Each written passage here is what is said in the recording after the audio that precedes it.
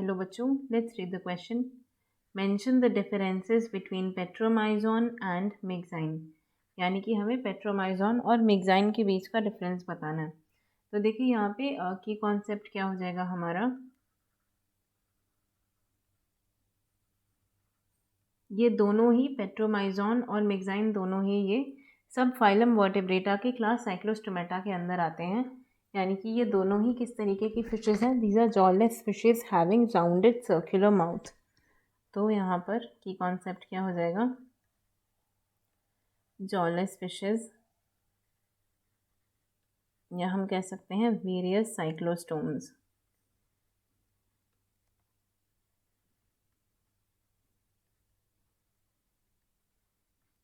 अब देखिए अगर हम इसे एक टैबुलर फॉर्म में स्टडी करते हैं, जो मिक्साइन है उसको हम हेग फिश भी कहते हैं.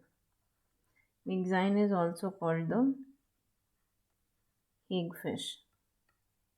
और जब ये मिक्साइन की बात आती है तो एक इम्पॉर्टेंट चीज़ ये है कि इनमें स्लाइम ग्लैंड्स प्रेजेंट होते हैं, जिनसे स्लाइम का सिक्रीशन होता है जब ये अपने प्रेडेटर्स के कांटेक्ट में आती हैं. तो they secrete slime from slime glands.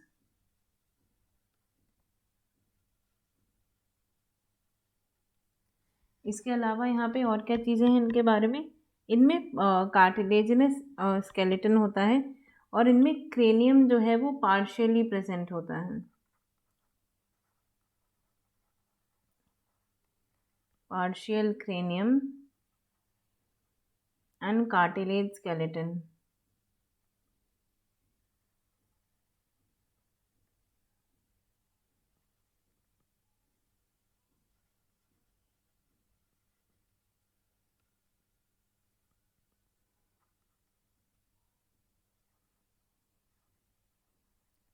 ये कुछ इसके स्केलेटल सिस्टम से रिलेटेड पॉइंट्स हैं.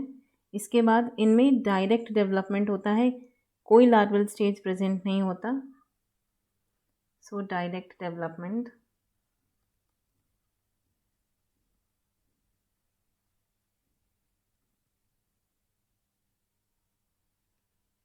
No larva. इनमें 6 पेयर्स ऑफ गिल्स प्रेजेंट होती हैं. तो 6 pharyngeal gills.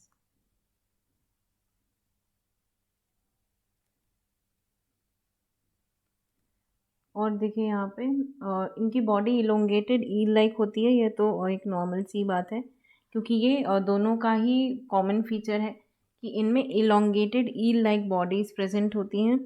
इसके अलावा यहाँ पर इनमें बाइलेटरल सिमेट्री होती है. एक इम्पॉर्टेंट चीज़ ये है कि इनमें 4 सेंसरी टेंटिकल्स प्रेजेंट होते हैं नियर द माउथ.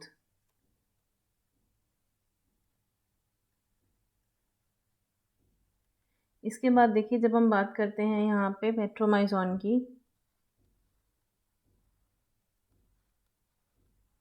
जिसे हम लैम्प्रे भी कहते हैं.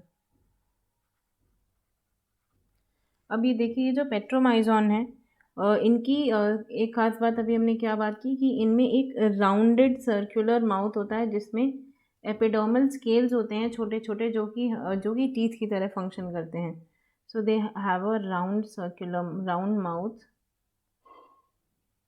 with small teeth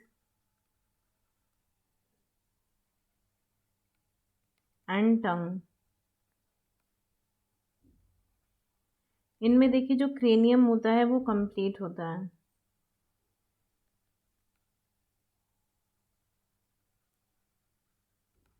cranium complete होता है इनके अंदर. ये भी किस तरीके की होती हैं. ये ट्रू फिशेस पर एक्टोपैरासाइट होती हैं, सैंग्विवोर्स, उनके ब्लड पे फीड करती हैं.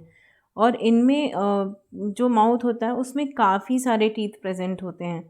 और एक इम्पॉर्टेंट देखिए जैसे कि हेग फिश में डायरेक्ट डेवलपमेंट था, इनमें डायरेक्ट डेवलपमेंट नहीं होता है. इनमें एक लार्वल स्टेज पाई जाती है जिसे हम क्या कहते हैं, अमोनोकीट लार्वा.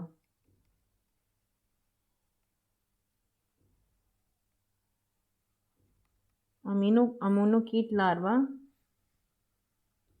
is present.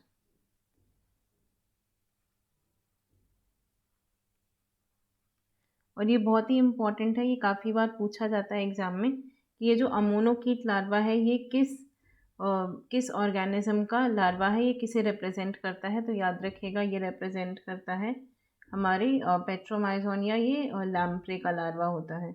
तो इनमें और हेगफिश में ये एक बेसिक डिफरेंस है कि हेगफिश में डायरेक्ट डेवलपमेंट होता है, जबकि पेट्रोमाइजोन में अमोनोकीट लार्वा प्रेजेंट होता है। इसके अलावा यहाँ पे ये अमोनोकीट लार्वा है, ये इम्पॉर्टेंट इसलिए भी है क्योंकि इसे सेफेलोकोडेट और साइक्लोस्टोमेटा के बीच का कनेक्टिंग लिंक कहते हैं। तो ammocoete larva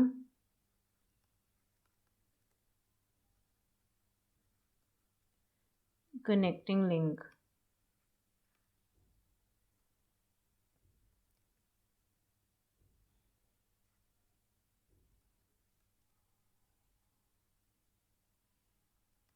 cyclostomes and cephalopodates।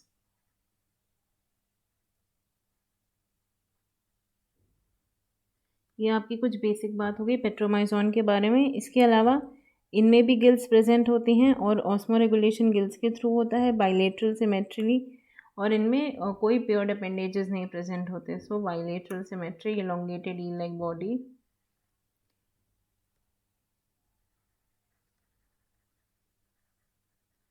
तो ये आपके कुछ यहाँ पे इंपॉर्टेंट पॉइंट्स हो गए about myxine and hagfish. I hope myxine, hagfish and petromyzon and lamprey. I hope you understood it well. Best of luck.